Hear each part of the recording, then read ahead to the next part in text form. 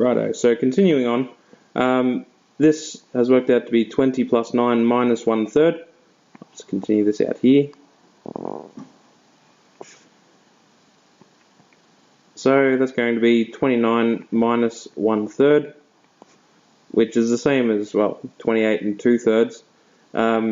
Probably need to figure out how to write that as an improper fraction, so we'll do 28 lots of 3, which is going to be what, 84.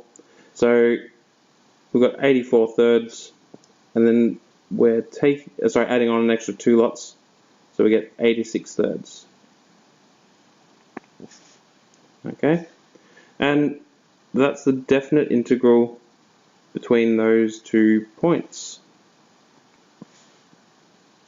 Okay, so I've included a couple of questions dealing with other functions as well, rather than just the polynomials.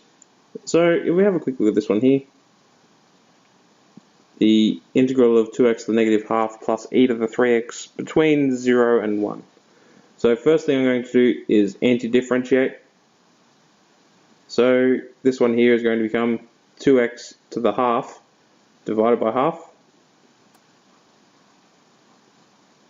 which is the same as 4x to the half.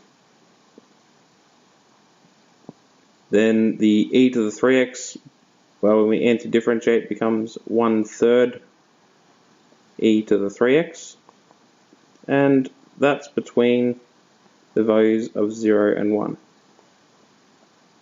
Next thing is sub in the upper terminal, so 1 to the power of a half, that's the square root of 1, which is just 1, which is then multiplied by 4.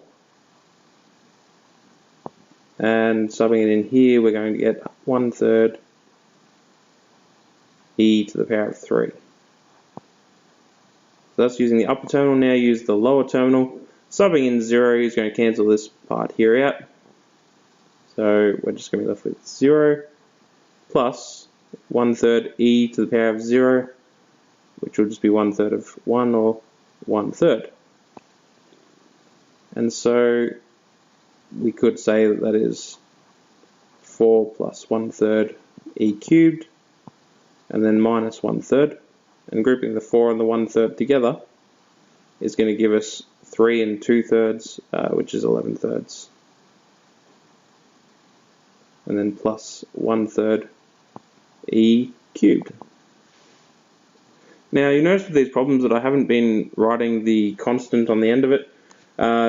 That's because when we do this process right here, we would have a plus c on the end here, and we'd have a plus c on the end here, which would cancel each other out because they're minusing. So with definite integrals, it's not actually necessary to write that plus c. The last problem is going to be a log function.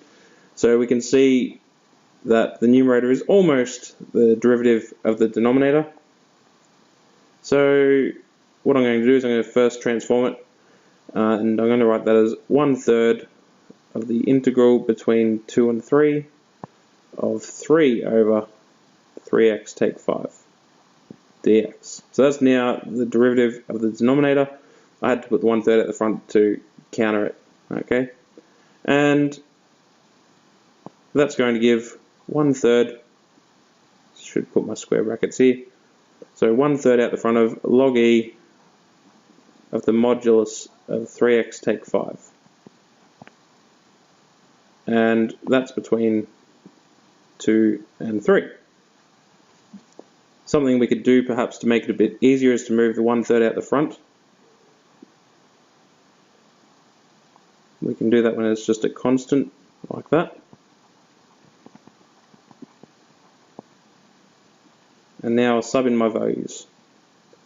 So we have 1/3 out the front of log e of the modulus, now 3 3s are 9, take away 5 is 4. And then minus log e of the modulus of 3 2s is 6, take away 5, which is just 1. And lots of brackets there. I'm not quite going to finish this in this video, but I'll pick it up in the next one.